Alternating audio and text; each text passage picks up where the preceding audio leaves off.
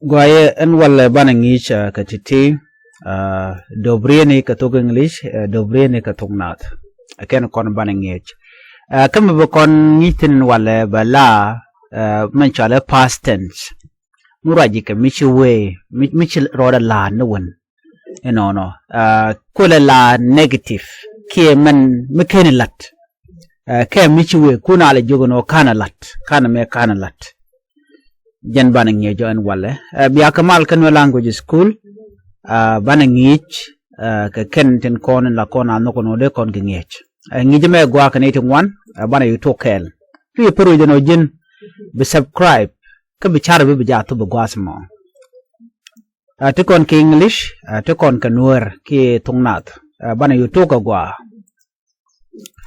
malari no nene I did not buy Canon cock tangun de lare Michiwa Canon cock no ka kon a can cock I did not buy an can cock an jana gorgwa me an can cock I did not buy de lar no an can cock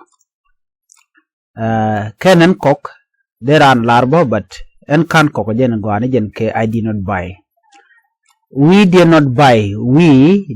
not buy Ken con cock neme Thok Ken con cock we did not buy Ken con cock de larbo nene Thok Nath con Ken ne cock muluno we did not buy bane Ken ne cock con Ken ne cock namo de la mugo abako do dan de ran de me de ngai keje Ken con cock we did not buy con Ken ne cock name gorjena betekam gak bil gaka name chal bil gaka alo gak manda le rod no ken yelat no mo kon gwas me de kon jek to kon ke you did not buy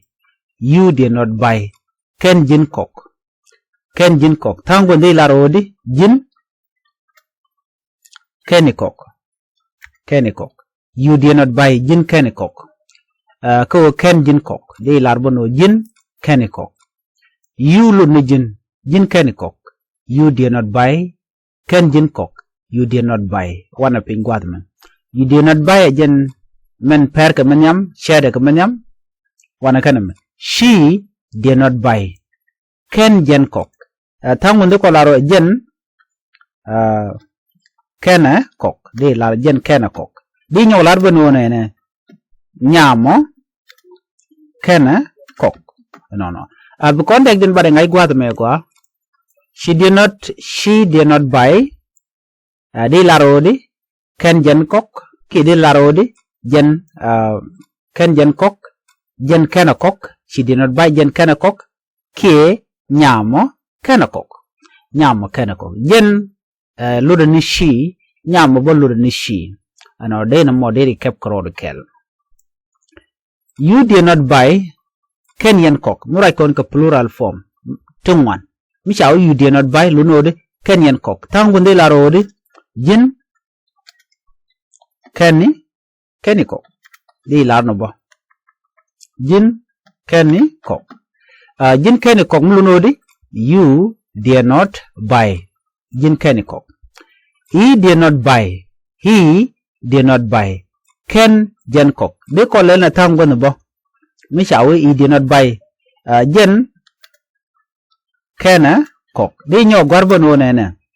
He did not buy de laro nene bane. Dol amo kena cock. Kie garemo kene cock. No. De lar ka dog dan de lar ka je coach. Gor kon rom mo bukon to understand mo gwa ga jeno. Me Thok kie she Thok. He did not buy jen kena cock. He did not buy dol mo kena cock. He did not buy gara mo kena cock. Ala hiro aje ke wut. Ano tangun dongde ko nangano no. Menja gwado me they did not buy mluno di ken cock. Ken cock. Di lana bo ken ka cock. Di lana ken ka cock. They did not buy they lun ne ken ka cock. ko da kula chong ga gor kon rob dan da chong ga ja nyen gwa dan de kon chong tin ban nyo je ngi ja den biya ta kamal